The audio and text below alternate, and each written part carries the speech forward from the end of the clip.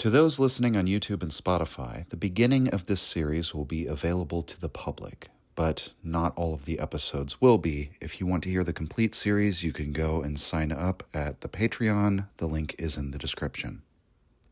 Welcome, everyone. This is the first in a new lecture series on the work of Peter Turchin, and particularly on his book, Ages of Discord, A Structural Demographic Analysis of American History. Now, I've covered Peter Turchin's work before, so if you're interested in that, you can look up the episode we did, primarily drawing on War and Peace and War, which involved primarily a discussion of the late Roman Republic, the transition to the Roman Empire. And while we're primarily going to focus on Ages of Discord, because Ages of Discord concerns American history and attempts some predictive history with America's immediate future, which is really the topic and the impetus for doing this lecture series, it may be useful to look into some of Turchin's past works that I will also draw upon, especially to talk about some of the general concepts, such as secular cycles, ultra society, and the aforementioned War and Peace and War. The first topic of these talks and our subject for today is Imperiopathosis, which is the process of political disintegration in large and complex societies. This is not necessarily a new concept. Some have referred to this perhaps more loosely as the decline and fall of empires, and I'm sure many of my listeners will have certain authors come to mind as I say this, such as John Glubb in his essay, The Fate of Empires. I'm sure Oswald Spengler also may come to mind for some of you. But Turchin's concept of imperiopathosis is set apart from these past presentations of this cyclical rise and fall of empires in two respects. For one, Turchin strives to create a truly mathematized science out of the raw material of history. So he doesn't just talk about the fall of empires, sort of list out all of the different empires that have fallen and gesture towards some possibility as to why they fell, or pose hypotheses without testing them. He wishes to actually find and chart the trends, understand why it is, how it is that empires rise and fall. But beyond this, imperiopathosis is not simply the decline of empires. The political disintegration of a given polity does not necessarily lead to its fall, and in fact, this is the concept of secular cycles. And I'll quote from Turchin here, quote, "A typical historical state goes through a sequence of relatively stable political regimes, separated by unstable periods characterized by recurrent waves of internal war. The characteristic length of both stable or integrative and unstable or disintegrative phases is a century or longer, and the overall period of the cycle is about 2 to 3 centuries, end quote. And one of the things you might notice if you're familiar with John Glubb's essay is that he sets the average lifespan of an empire at about that length. I believe he predicts it to be about 250 years. By the way, America is approaching our 250th birthday next year.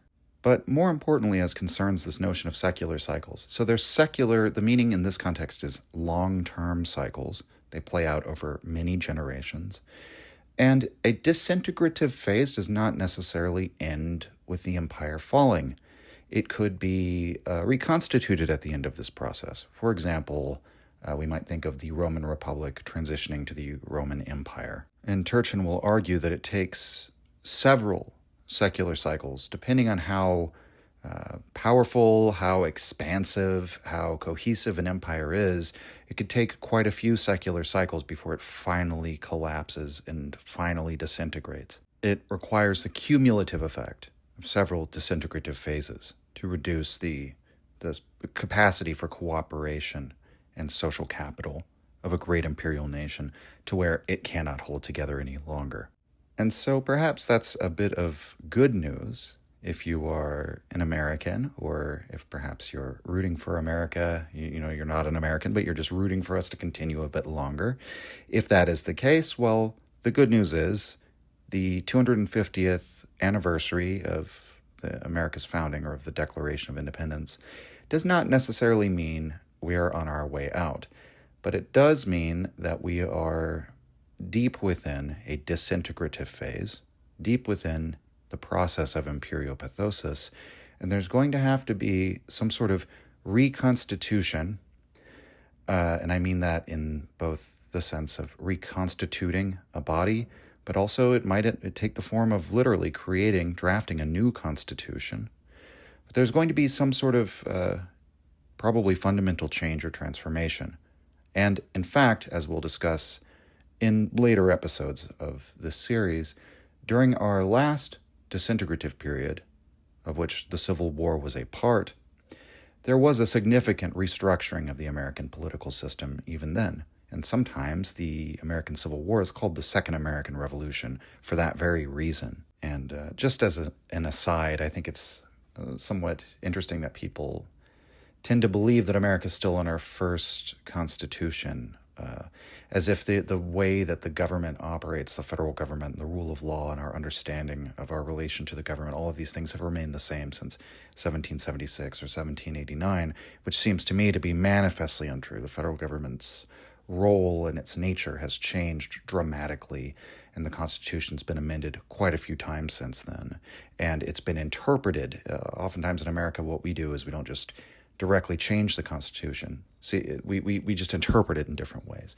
Like as a counterexample, we might think of the French, who are on their fifth or their sixth Constitution. I don't quite remember because they've had so many.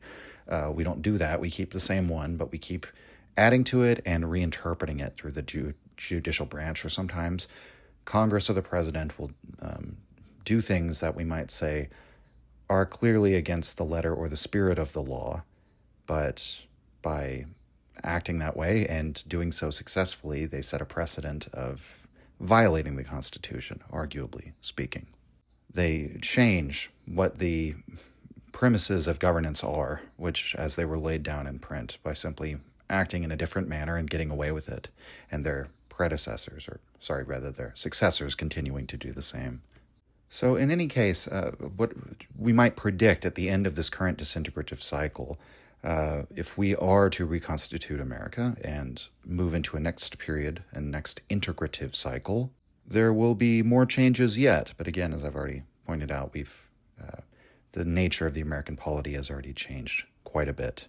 Now, one of the common objections to Turchin's approach is that for whatever history is, it's certainly not a science. Sometimes it's called a soft science, but really history, at best I can define it as just sort of a record of facts, things that happened, lists of names, dates, and events.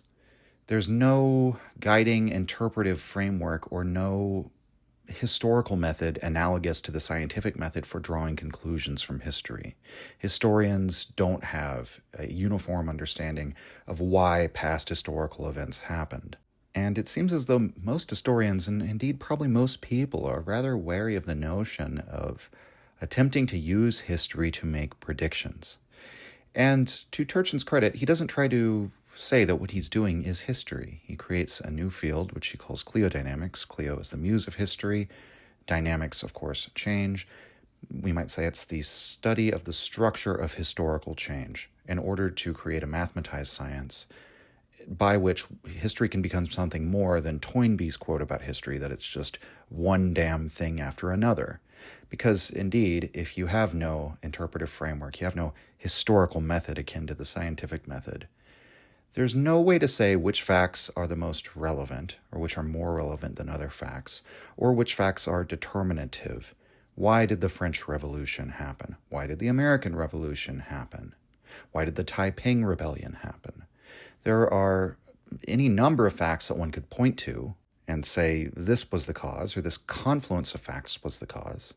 But unless there's some sort of method, unless there's some sort of mathematized science behind it that can create a predictive model, those claims as to why things happened in the past are actually, well, they're obviously unscientific, but they're rather close to worthless. And, well, why is that? Well, it's because it basically doesn't rise to anything more than an opinion. It doesn't rise to anything more than someone's subjective intuition as to why things happened in the past, unless their explanation can in some way be tested, unless we can produce a hypothesis based on their model of why a given historical event happened, and that hypothesis would then have to be subjected to falsification. We'd have to see if in the future that model holds.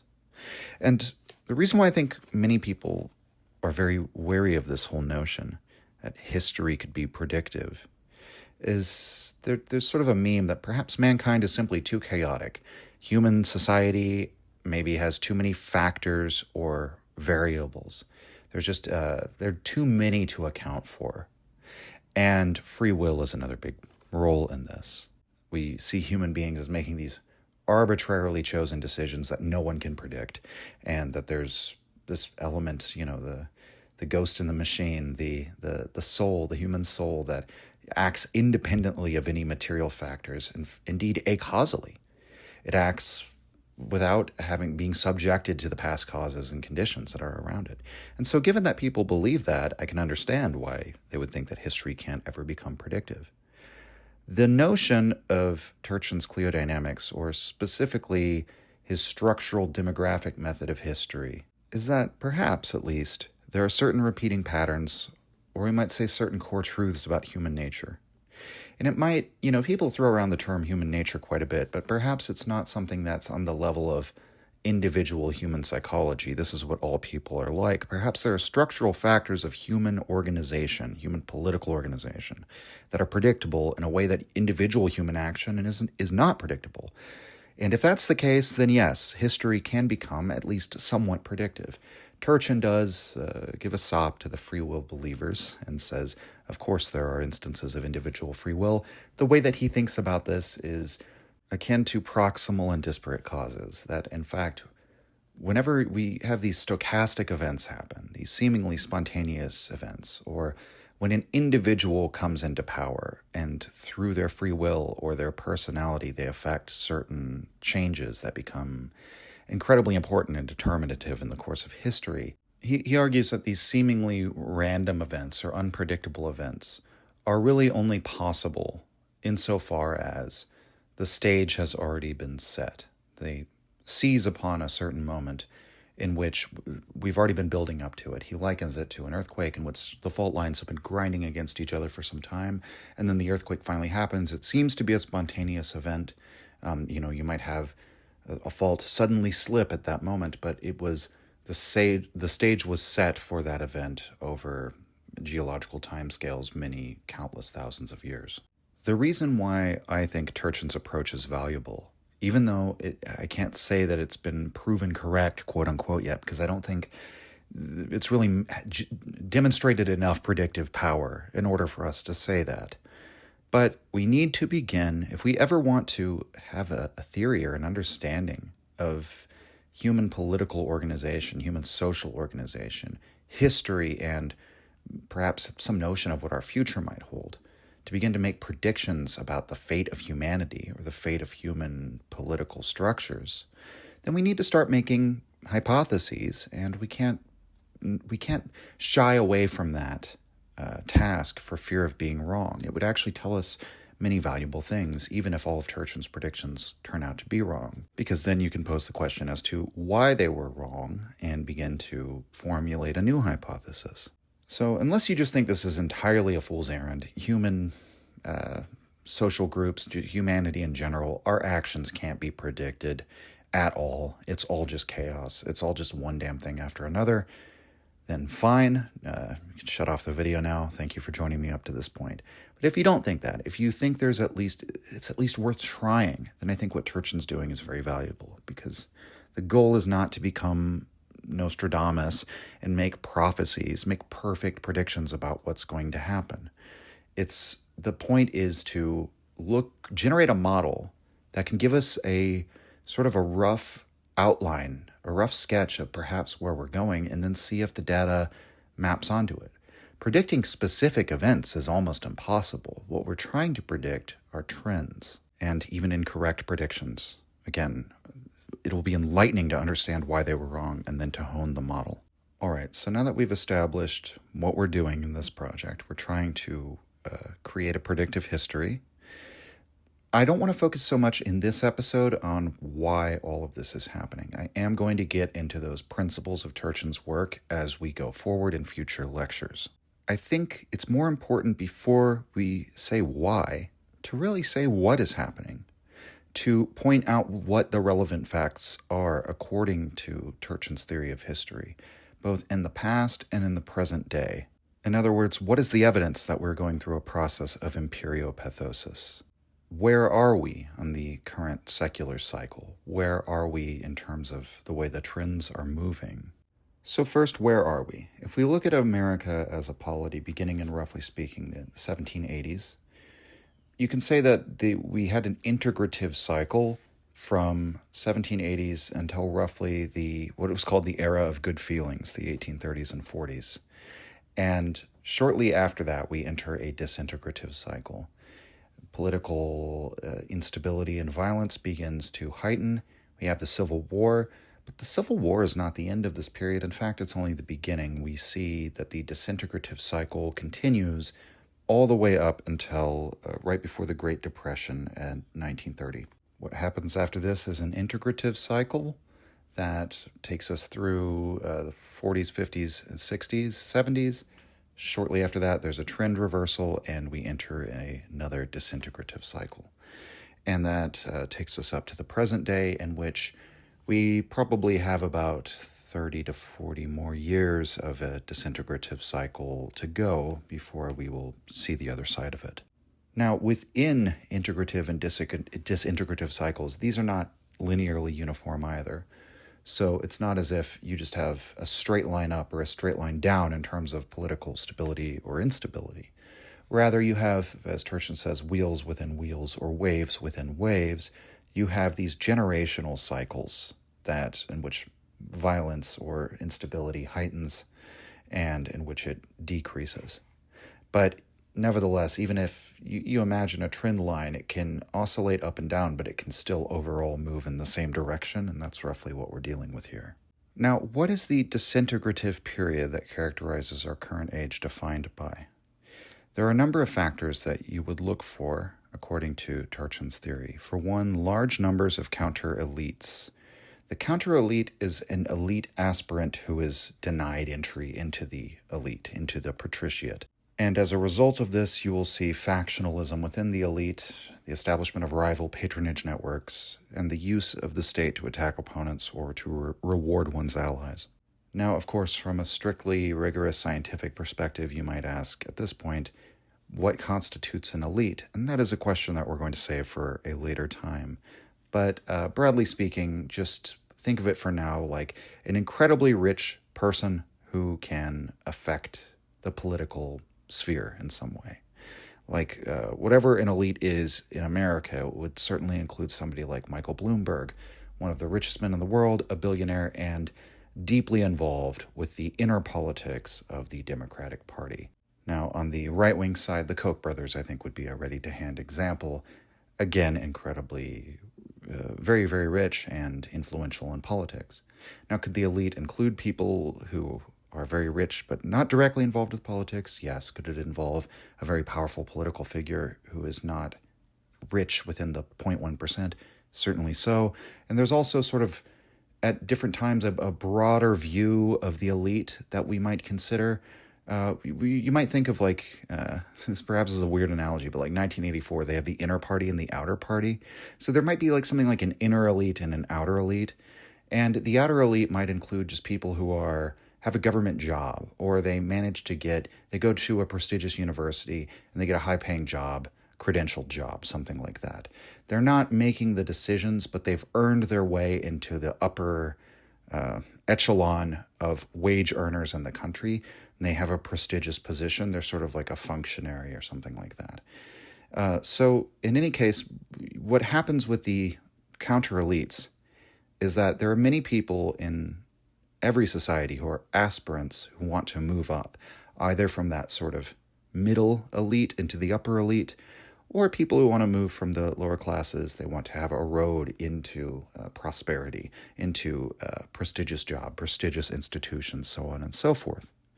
Now, you might say that in past societies that had titles of nobility and so on, that such, what might we say, fluidity between the classes wasn't quite as possible. That's actually not true. In pretty much every system with titles of nobility. There were nobles who lost their fortunes over the generations and slowly slipped down into the ranks of the commoners, and there were commoners, plebeians, in every age, whether you want to look in, the Enlightenment, the Renaissance, or even you want to go back to the classical age, in which Roman plebeians who were able to make themselves wealthy through trades and so on and so forth, and actually marry into patrician families, after a number of generations, were able to actually become patricians.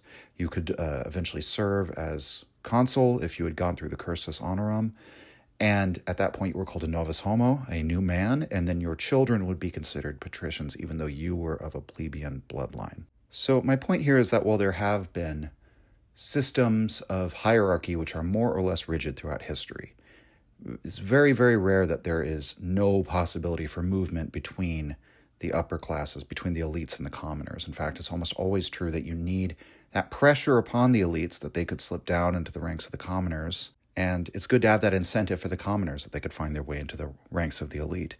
And so you will always have a number of elite aspirants who are vying for whatever available positions there are within either the inner or the outer elite. And once you hit a certain critical mass where there are a large number of counter-elites, people who are frustrated or have failed in their aspirations, and perhaps are even very well credentialed, maybe they're very talented. What happens, Turchin argues, is that precedes a disintegrative cycle is that the elite becomes very top-heavy, that they not only, the size of the pie that the elites are eating from, the amount of wealth they possess, grows immensely, but the elite ranks swell beyond their ability to accommodate new aspirants. And a common trend that happens as this progresses is eventually some sort of consolidation of the elite or a closing of the patriciate. Now, do these frustrated counter-elites just, say, oh, darn, I can't make it into the elite? Well, some of them do, possibly even the vast majority. But at least some number of them become dissidents, agitators, or they form rival or fringe political parties. In some cases, they might even become rebellious, especially as the disintegration of the polity accelerates.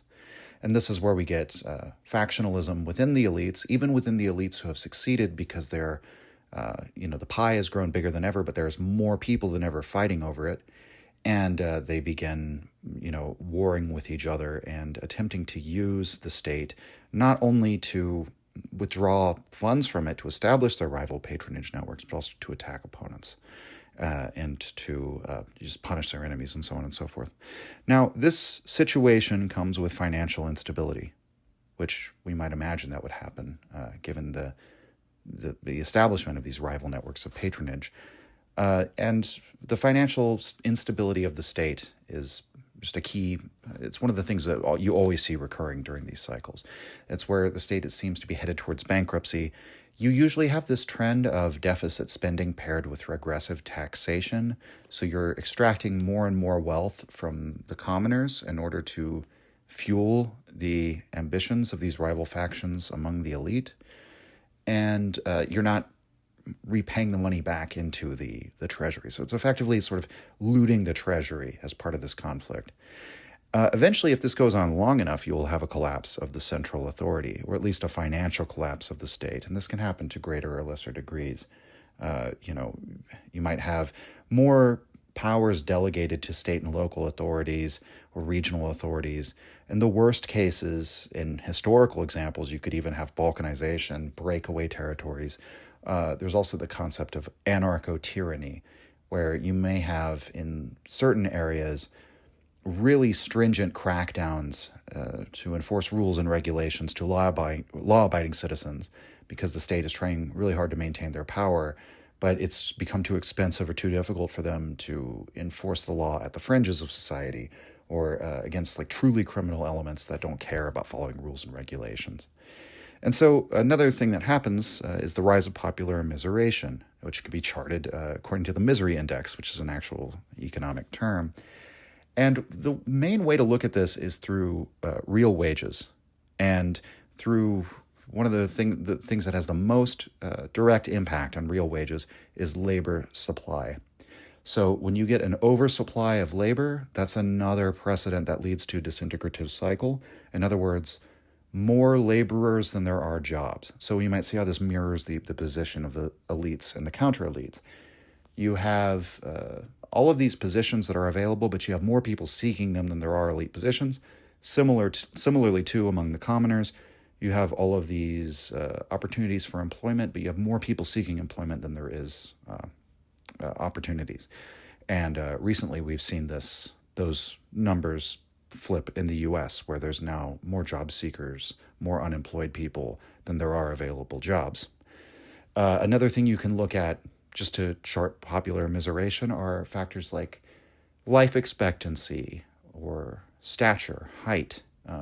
You can look at all of these measures of like just general well-being of the population as well. And one of the things I want to note, we will go deeper into this in future episodes, is that in charting these structural demographic trends in past societies, the work is more Malthusian, because you would quite literally in agrarian societies see wars come around that like would massively deplete the population, and then the reduced population with fewer workers, that would create a labor undersupply, which gives the workers great bargaining power. There's actually less workers than there are available positions. And then what would that lead to? That would lead to a population bulge and then a youth bulge. So that's one of the things that Turchin says you can look for, is a large proportion of males aged 20 to 29 who that often precedes a disintegrative period as well. But see, that Malthusian model doesn't quite work at post-industrial societies, which is why we can't just strictly look at population. It makes more sense to start looking at real wages. And like issues like labor oversupply and undersupply, rather than just absolute population. And so these are all we might say, the precedents for a disintegrative cycle. What should you expect to see during a disintegrative cycle? Well, again, you have potential for social unrest. You have potential for labor action, strikes, conflict, class conflict, we might say, rioting, civil conflict, or even spilling over into civil war and assassinations, particularly political assassinations.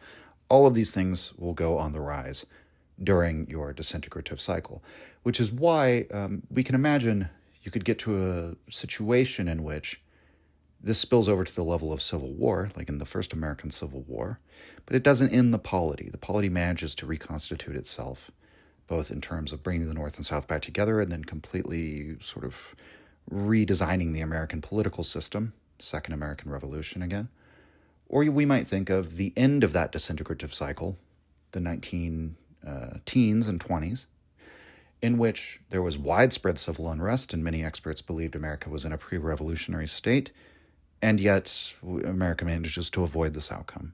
And so similarly, at the end of this next disintegrative cycle, it's not at all necessary to say that the United States of America is over as a polity, or that there is necessarily a civil war, or that we are balkanized, or any of these things.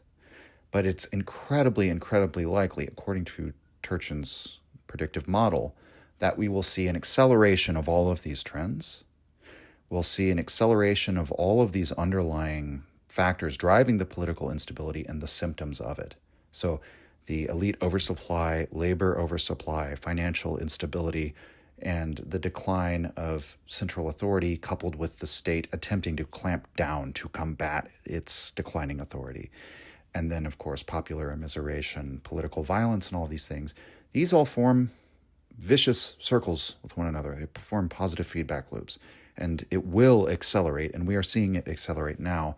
And I'm going to talk about a lot of that by the end of this lecture, the concrete terms, what we are seeing that we can correlate to Turchin's theories. Now, how do all of these factors that I've just brought up interact with one another? Well, we might say that the sum total of all of these things that we've just gone over is what is called the political stress index. We could also refer to this as PSI for short. And the political stress index is the main driver of imperiopathosis, insofar as you could almost define imperiopathosis as an increasing trend line of the political stress index. Again, it's not the fact that the political stress index is high at a particular point that means you're in a cycle of imperiopathosis. Rather, if the trend line is trending towards greater and greater PSI, then you're in a disintegrative cycle. Now, what is the PSI in concrete terms? I'll quote Turchin here. This is on page 26. Quote, political stress index reflects the representation of social systems as three subsystems: population, elites, state. It combines the sources of pressure for instability arising from each subsystem: mass mobilization potential, MMP, elite mobilization potential, EMP, and state fiscal distress, SFD. I assume that these three components are combined in the index multiplicatively, end quote. So in other words, PSI equals MMP times EMP times SFD. Your total political stress is the mass mobilization potential, the elite mobilization potential, and the state's fiscal distress, all multiplying with one another. So what's the mass mobilization potential? You can break each of those elements down further. That's made up of the inverse relative wage, so it's related to the misery index. It's the proportion of the total population within cities, and the proportion of the cohort aged between 20 and 29 years in the total population. In other words, young military-aged men. As for elite mobilization potential, we omit the effect of the youth cohorts, the proportion of the population that's 20 to 29, because it's already accounted for in the mass mobilization potential, and we don't want to introduce that multiplier twice. So what the EMP is made up of is the average elite income scaled by GDP per capita. And if you'll recall from a moment ago when I was talking about the factors that play into this in general terms, if you have low relative elite income, Turchin says that can result from too small a pie that the elites have to divide, or too many elites vying for some piece of the pie, leading to a high level of intra-elite competition. So again, so you have the relative elite incomes, then you have the effective intra-elite competition in the political domain. So basically the first factor is measuring their incomes, the second is measuring the number of positions, the number relative to the number of elites. And roughly speaking, with those two things, you have mostly in qualitative terms the elite mobilization potential. And then finally, the third component is state fiscal distress. And this can be measured by the national debt scaled either in relation to GDP or perhaps in relation to the tax revenues of the state, as Turchin puts it. And then the other part to this is the degree of trust that the population and elites have in the state institutions and the ability to service the debt. And so just as an aside, I would hope that some of the more skeptical minds out there would wonder, how are we measuring all of these things?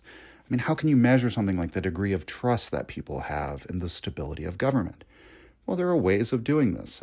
To quote Turchin, of particular importance is the confidence of investors who buy government bonds that their investment will be repaid. Confidence is inversely related to the interest rate on government securities, e.g. low confidence means that the state is forced to pay a higher interest rate. Thus, one way to operationalize SFD is the proportion of the state revenues that is devoted to servicing national debt. Note, however, that the interest rate can be a very dynamic quantity and can suddenly increase if the investors begin to doubt the ability of the state to service the debt. Historically, a rapid loss of confidence has been followed by rising costs of borrowing, sometimes causing SFD to increase above 1, end quote. So there are, the confidence that people have, that the investors have, that they're actually going to get their money back by buying government bonds, and the amount of money that we're spending to service the debt that is not being paid off. These are rather concrete things that we can look to as to how financially unstable the state really is. And I want to quote another time from Turchin in this section. This is on page 28. Quote, the various building blocks of PSI, political stress index, usually don't develop independently of each other. In particular, structural demographic variables reflecting attributes of general well-being and elite dynamics are interconnected by a series of feedback loops, end quote. So once again, the thing that drives an integrative or a disintegrative cycle is the positive feedback loop.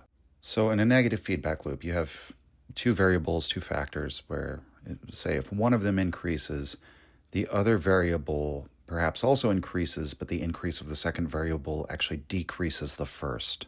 And for an example of this, perhaps some of you have seen Chernobyl by HBO. It's a show with many problems.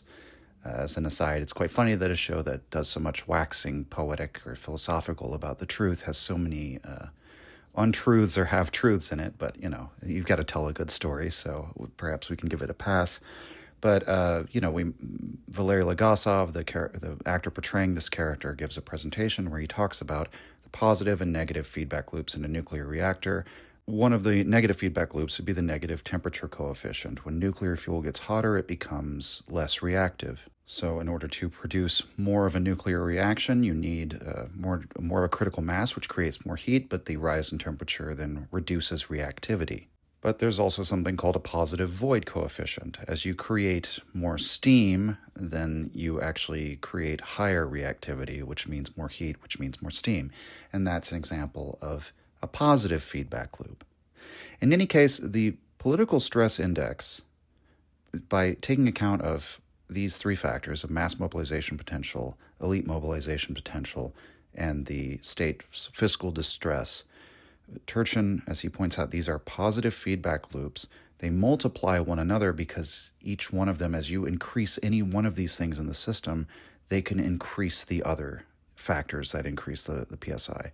So if you ratchet up elite mobilization potential, the downstream effects of that will be to increase the fiscal distress of the state and to increase the popular mobilization potential.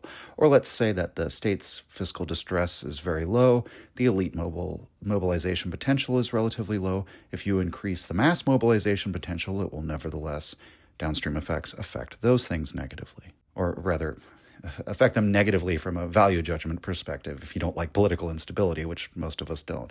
But positively, in terms of a feedback loop, it will increase those factors. So that's what we're dealing with here with the political stress index. All right, so what we're going to do for the rest of this first lecture is look at the political stress index, or the way that it manifested in the past disintegrative cycle, which took place largely in the 1800s, the latter half of the 1800s, leading all the way up to the first decade or so of the 1900s.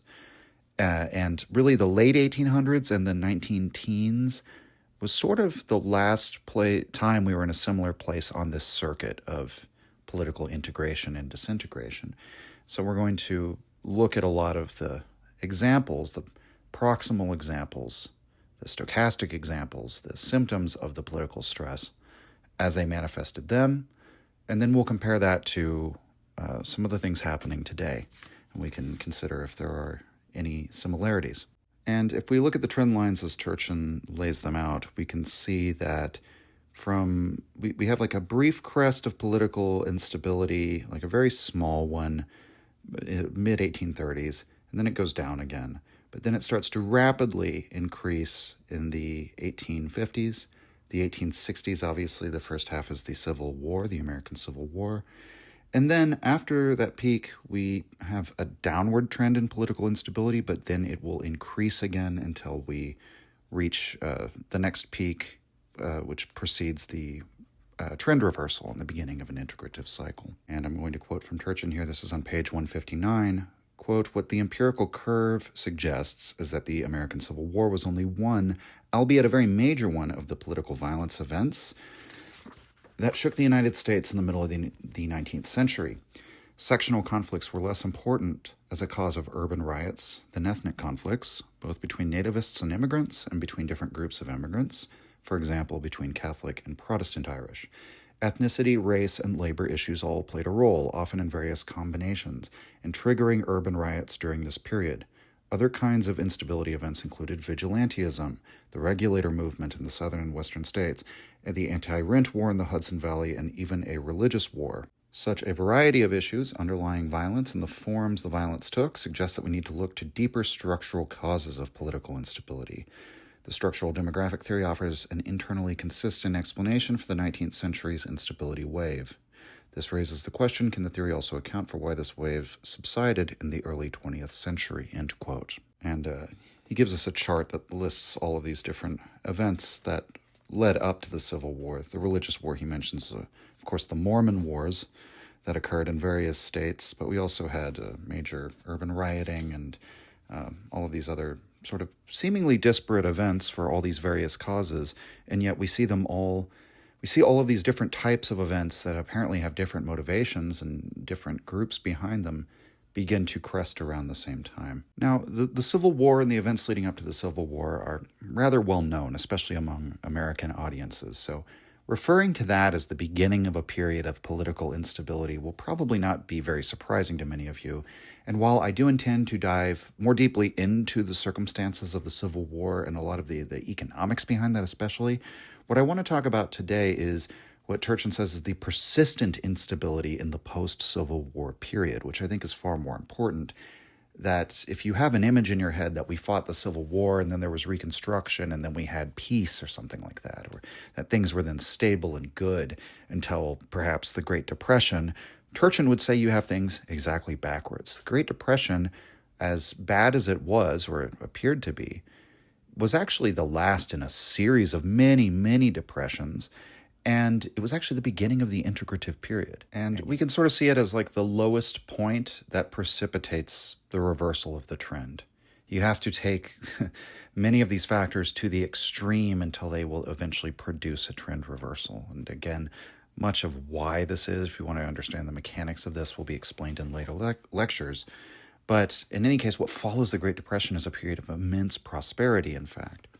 And so let's look at some of these claims of persistent instability. And again, this is not linear, it's not uniform. There is a downtick in political instability in the 1870s, but it begins to increase again by the end of the 1870s.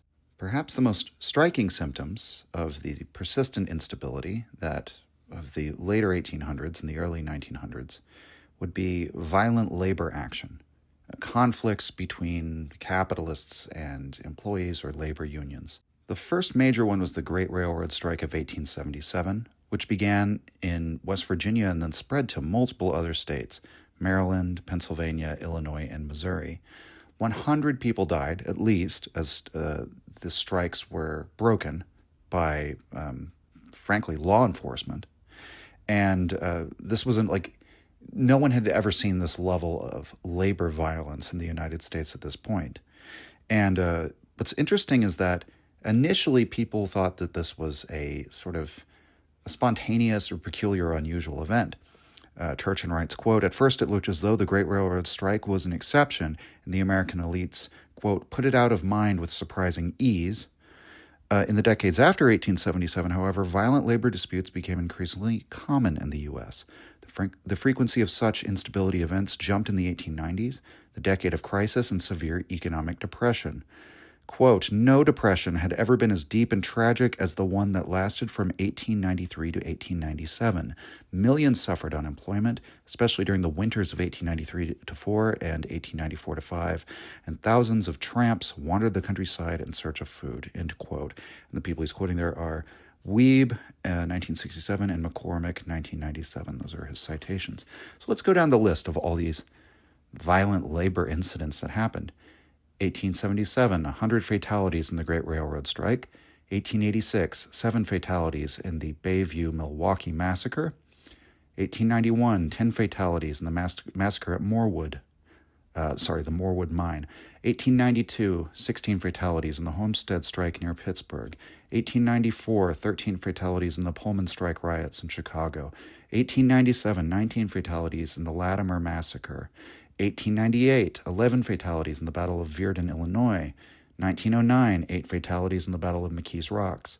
1910, 16 fatalities in the Westmoreland County Coal Strike.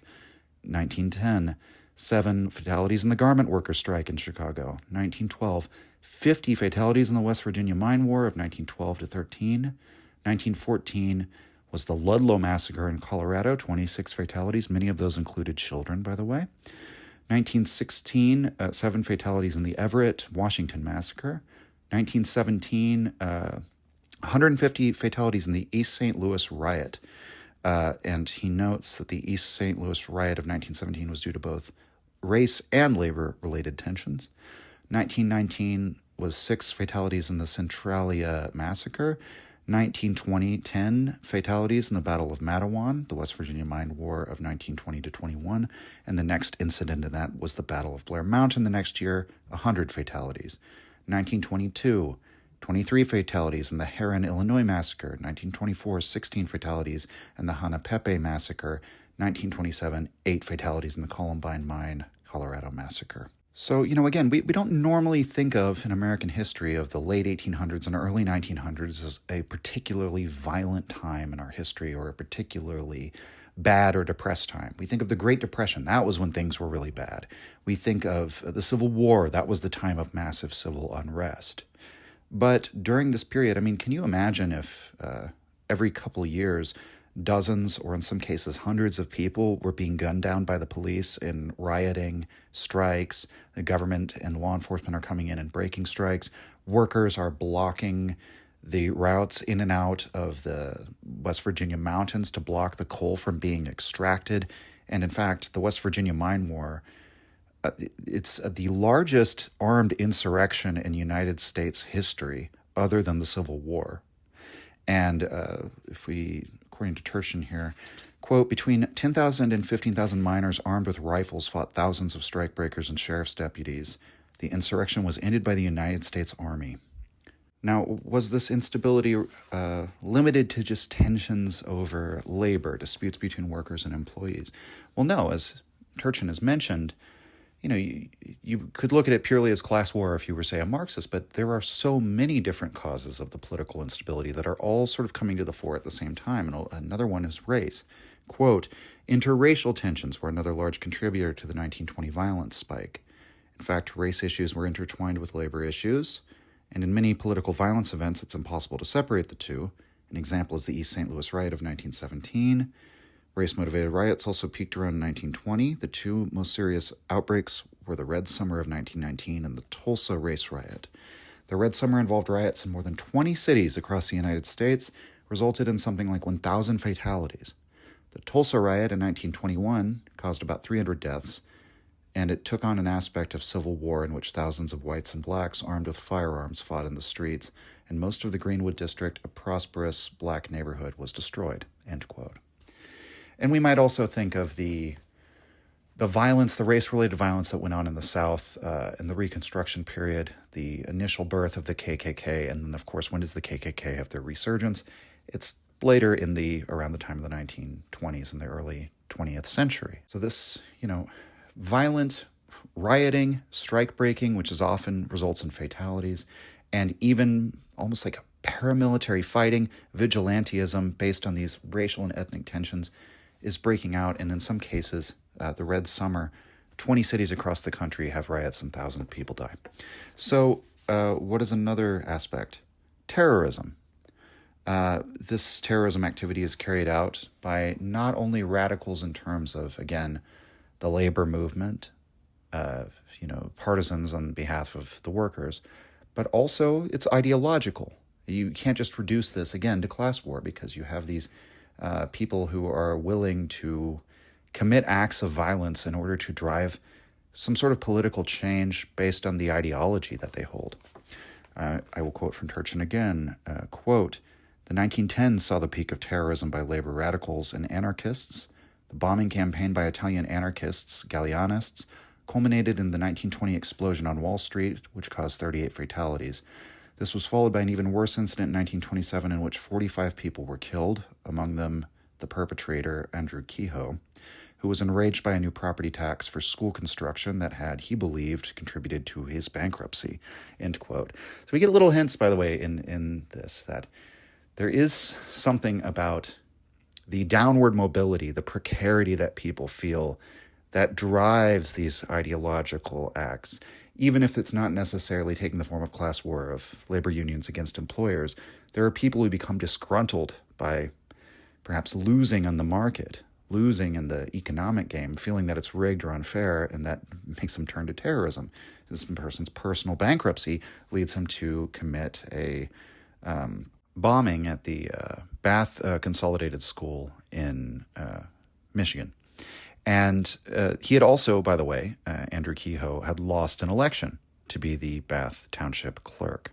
And, again, you might think that that's something that perhaps is a little too, when I first heard it, it seemed far-fetched to me. I'll just say that. Oh, somebody loses an election and they're going to become a terrorist? They're going to bomb something? They're going to assassinate someone because they couldn't get into an elite position? Does that really happen?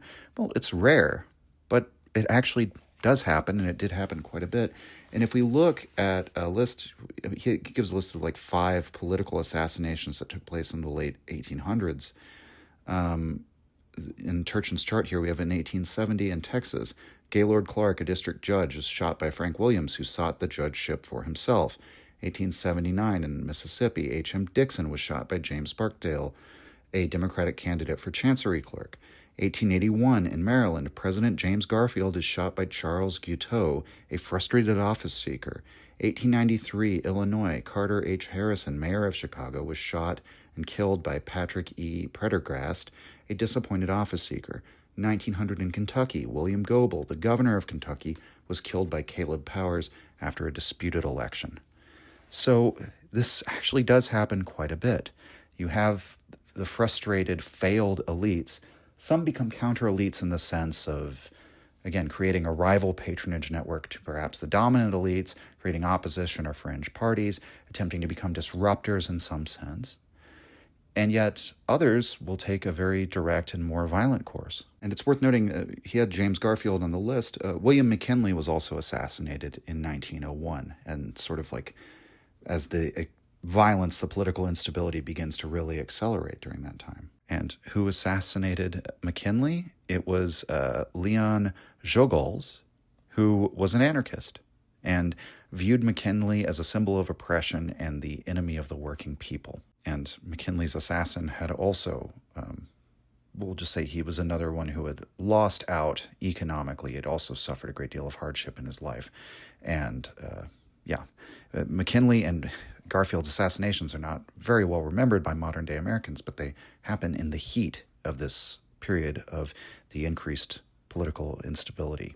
And we can't rule out, in addition to all of this violence, the way that the counter-elite or the way that the political factionalism, political dissension begins to manifest in the otherwise peaceful expressions of politics, insofar as you had the emergence of all of these socialist movements and anarchist movements, some of whom get into democratic politics and electoral politics. And this was seen as a huge threat of the current elite, many of whom were, they came from banking, they came from finance, they came from the railroad business. They were major capitalists, and the socialist movement within politics, especially given the recent Bolshevik revolution in Russia, was seen as a huge, huge threat to America's continued existence in its current form. And I will quote from Turchin again on page 169, quote, "All these factors heightened the fears that a Bolshevik revolution was imminent in America and led to the Red Scare of 1919 to 21, also known as the First Red Scare.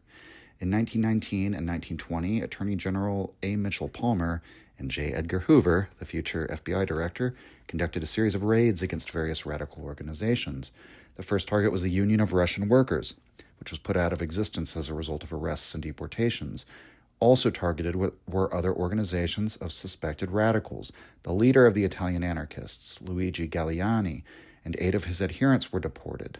This happened in June 1919, before the Palmer raids. The first Red Scare subsided after Palmer predicted a massive uprising in May 1st, 1920, which never materialized," end quote. And Turchin talks about this a little bit more. He says Palmer was kind of excoriated for this, that his prediction had turned out to be false.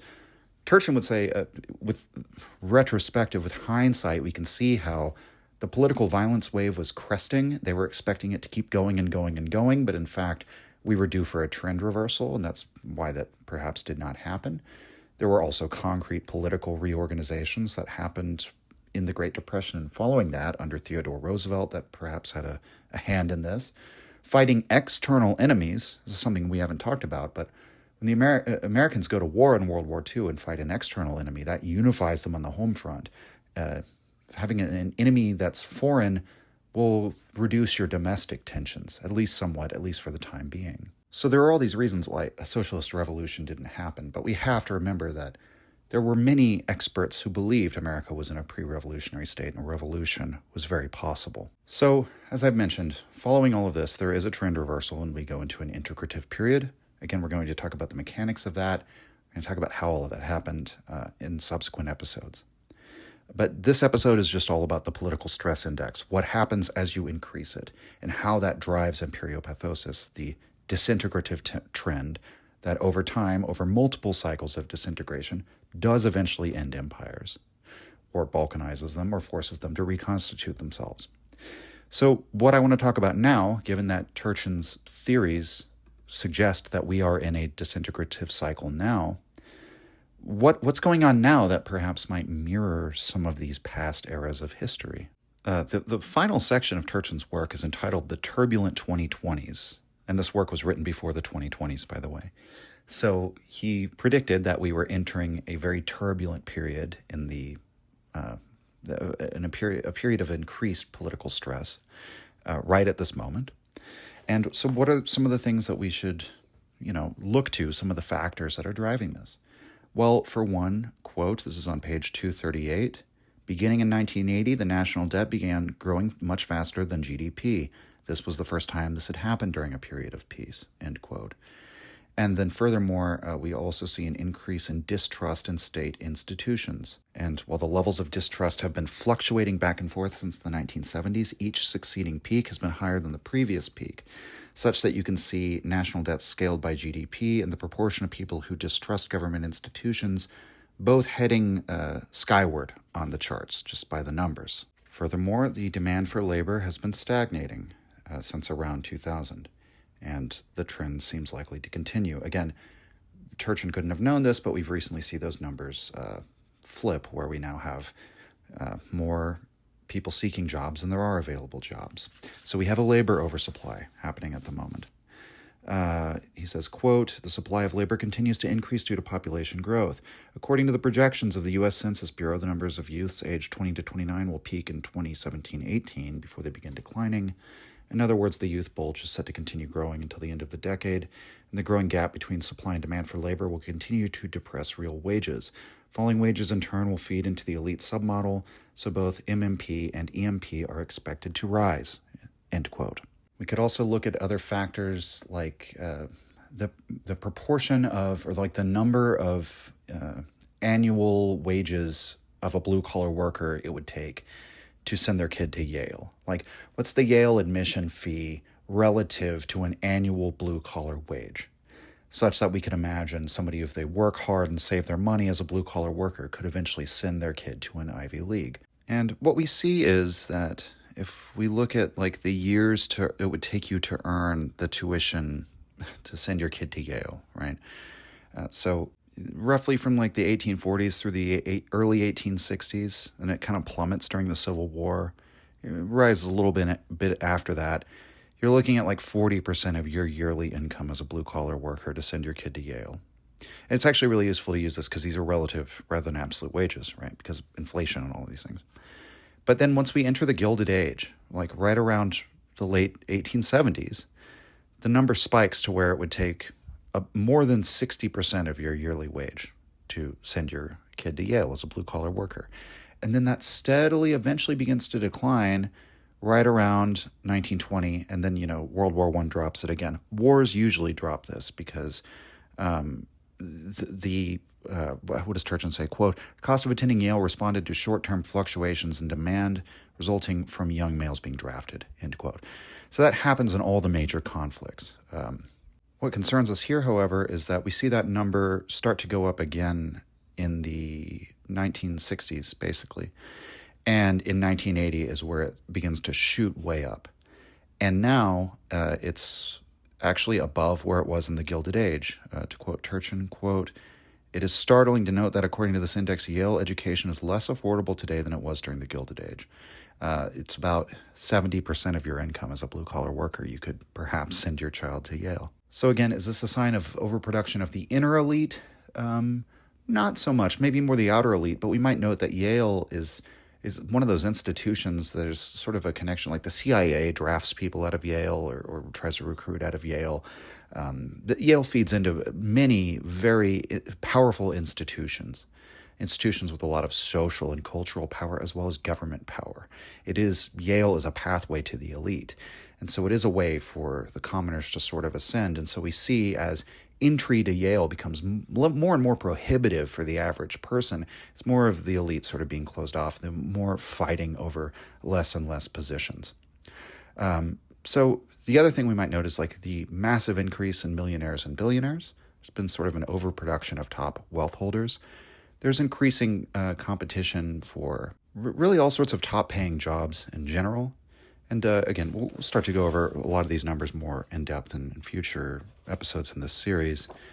The other thing is radicalization metrics. And Turchin doesn't talk about this as much, but one of the main factors that I would bring up is people are increasingly, they're not okay with dating or marrying somebody from the opposite party, or with their children dating or marrying somebody from the opposite party. So this is becoming like almost the way that some Democrats or Republicans feel about their child marrying somebody from the other party is starting to almost reach the levels of like prejudice or bigotry that people had towards their child marrying somebody of another race in the more racist periods of American history. And the other thing that we're noticing is just increasing immiseration. The statistics that are often cited is that many Americans couldn't weather an unexpected $500 expense. Like if they were to have a sudden car problem, that could put them into debt, something like this. But perhaps more important than that is that the political rhetoric is increasingly blaming other Americans and their ideology for the immiseration or for the lack of desirable jobs. And this sort of dominates our political discourses. The reason why you can't get a job, the reason why your generation is worse off than previous generations is the other party and their ideology. So in other words, we're seeing these trends of the state's fiscal distress, we're seeing trends of elite mobilization potential, and we are seeing trends leading to mass mobilization potential. But, I mean, what are the actual facts on the ground? Can we actually cite instances similar to perhaps the late 1800s and the 1900s, teens and 20s, that mirror some of those events? Let's look at some of the events leading up to the 2020s. I mean, we had Dylan Roof in 2015. It was a mass shooting where he shot 9 people in a racially motivated attack at a black church, radicalized young man. We had the congressional baseball shooting in 2017. It was, I believe, a far-left individual shooting, wanting to shoot Republican congressmen. We had the Unite the Right rally at Charlottesville, which resulted in 1 death. The El Paso shooting in 2019, that seemed to be politically motivated and had a racial tinge, also an immigration tinge to it. The 2020s then, what do we see in the 2020s so far? We're right in the middle of it right now. But right in the summer of 2020, what happens? Massive increase in riots and civil unrest. That's the summer of 2020, the BLM marches and protests, which in many cases, in many cities in the country, again, this is something that spreads all across the country, major big cities, there's rioting, massive property destruction, billions of dollars in damage nationwide. This is in response to the George Floyd killing by police, but regardless, again, that's another proximal cause. We might say there was a disparate causes or structural causes underneath it. What else happens shortly after that? Well, we have a number of attempts to unionize and strikes in America. There's a big push to unionize Starbucks employees. We have Amazon strikes, Christian Smalls sort of mobilizing there. We have the trucker protest in Canada in response to vaccine passports. Truckers, basically, the people are in charge of moving freight, blocking, using their trucks to block the highways, the arteries of trade between America and Canada. This is a Canadian event, but it's very hard to separate the economics or the political situation of Canada and the U.S. You can to some extent, but I would say that it's related. And we might note the similarities to the mine wars. Of course, to my knowledge, there were no deaths during the trucker protests, but again, a similar strategy on the part of the workers. And the fact that this labor action is increasing shows that this is becoming more serious. And in fact, rather than using physical violence, we might say that the state employed tactics that are less direct, but perhaps more frightening in some sense, and that many of them were debanked. They were basically removed from the financial system, their ability to hold their their wealth in the banks. What happens then in January 2021 in America? We have the Capitol riot, the protesters who are there on behalf of Donald Trump, and then a number of them enter the Capitol building. And there were some deaths. We're now learning there was likely some federal involvement, or not likely, there was. The FBI has admitted it. Also, there was an attempted kidnapping of a governor around this time, also likely with federal involvement. But even this is actually rather telling, right? Because that's part of the state's attempt to clamp down. The perception that there is this growing instability and that these events can be used as a pretext to increase, basically get public sanction for increased surveillance and security measures. What else do we have more recently? Well, in October 7th, we have the Hamas attacks in Israel, which then spark protest movements, especially student movements on campuses all across the United States and most of the Western world. And some of them begin to occupy the campuses and get into conflicts with the police, where police action is used. What has been the result of that? Many of those students have been deported. The foreign students that were here who advocated for Palestine and against Israel. Again, we can think of some of the parallels that we've brought up before. We also had striking railroad workers, even going back to the specifics of the American tradition of labor action, and the Biden government broke that railroad strike. We've also had lawmakers assassinated, or in attempted assassinations, including 2 assassination attempts on the then former, now current president while he was running for office, as well as those Minnesota lawmakers that were killed. We have continued disruption of public life by pro-Palestine groups and climate activist groups, people blocking roadways, all of these sort of attempts to create agitation. And we have Charlie Kirk, a major fundraiser and political figure, podcaster, very beloved on the right, who was also just assassinated. Aside from these trends, again, we might just look to the peaceful politics, but some of the malign or pathological things going on there. We have radical figures in the political media ecosystem who have become mainstream. We might say, just to use 2 examples, figures like Nick Fuentes and Hassan Piker have grown to be immensely popular and have been platformed by major networks or major podcasts. We have terms like fascist and communist that are regularly used to describe the opposing party. So you're calling them illiberal, you're calling them a threat to the system. It's not just a differing opinion. There's someone who has to be dealt with perhaps by extrajudicial means. That's what that kind of rhetoric means. We have accusations of genocidal language being used and actual genocidal language being used by the opposing parties. We might think of the people on the left who celebrated Charlie Kirk's death, and then the people on the right who, in response to this, were calling for government crackdowns, much of the authoritarianism that they themselves opposed in recent years. They were saying this event changes everything. Now we need more authoritarian crackdowns. Now we do need to cancel people. We need to shut them down, arrest them, make them lose their jobs, whatever we need to do. And then I guess another factor we might look at is the weaponization of government to go after opponents. So there were 2 attempts at impeachment on Donald Trump, which are, depending on what side of the political aisle that you're on, that was either an example of no one being above the law, or it was the government being weaponized against the president. Multiple felony cases were opened against the president when he was the former president, as well as RICO investigations of his allies. The FBI memo that came out during the Biden government identifying parents going to school meetings as potential threats. Now, in the Trump administration, they have also investigated James Comey, and he's actually just been indicted. He was a former FBI director. And we could also look to the investigation of Act Blue, which is the organization that helps secure funding for the Democrats, as well as the firing of the prosecutors who prosecuted the January 6th protesters or rioters, depending on your perspective. And, it's worth noting even the way that those people were prosecuted could be seen as political in the first place, depending on your position. And then many on the left would say the actions of ICE, the immigration immigration enforcement arm, has represented an authoritarian use of the government to achieve the right's agenda on immigration, just as many on the right considered the public health dictates during COVID to be part of a left-leaning bureaucracy and media apparatus exerting a similar attempt at seizing control over the the polity. And none of this is to speak of the corruption, the looting the coffers, looting the treasury.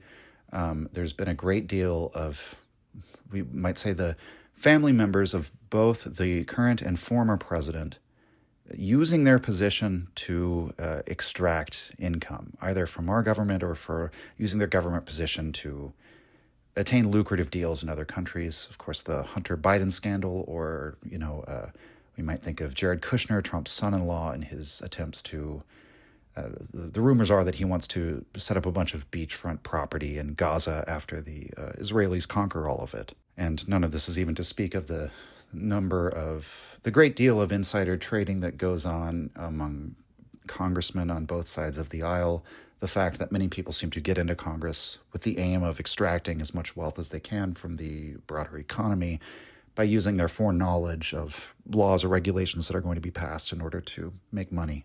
And so, in light of all of these things, I think we can see that we have, in the current year, mass mobilization potential, elite mobilization potential, and a state that is in fiscal distress. So what is the prediction? Well, the next 25 to 30 years are going to see a continued increase in these trends, but because of the fact that there's cycles within cycles, it may be that we see a really rapid acceleration of these trends in the near term, and then likely some falling political instability, and then another crest before the trend reversal finally takes place.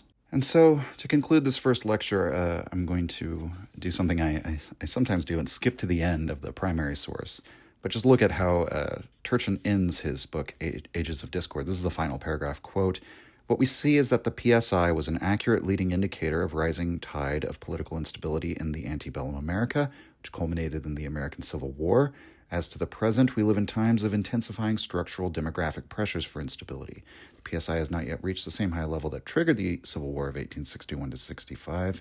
However, its explosive growth should be a matter of grave concern for all of us, our economic and political elites, as well as the general public. Will we be capable of taking collective action to avoid the worst of the impending demographic structural crisis? I hope so. More, I hope that the theory and data explained in this book will contribute to finding solutions that will help us find a nonviolent escape from the crisis." So that is Turchin's sense of things, that we are heading towards potentially another civil war or something like that. And he hopes that we could perhaps avoid it, that by foreknowledge of what's happening, we could step in to mitigate this outcome, and or perhaps take the sting out of the political instability, even if the disintegrative trend has to play itself out. Is there some way that we could prevent the worst possible outcomes from such a trend playing out? But that, I think, is getting ahead of ourselves a bit, because we're still trying to establish if we can even predict history, if Turchin's model can even be predictive. And that's even taking us to the next step of, if we can predict history, can we then use that prediction to maybe even subvert or alter the course that we're on? And that's an even more interesting question to me. But we're going to save a lot of that for future episodes. For now, I just want to leave you with a quote from Friedrich Nietzsche. It's a very famous one. It's one I don't think I've really talked about for much extended length of time. But it's from Beyond Good and Evil 156, one of the epigrams, where Nietzsche says, quote, "Madness is rare in individuals, but in groups, parties, nations, and ages, it is the rule," end quote. And I think it's worth thinking about what Nietzsche really means there. Does he mean in all groups, in all parties, in all nations, in all ages? Well, he's certainly saying that insanity as a group-level phenomenon is far more common. It is even the rule, whereas the exception is sanity.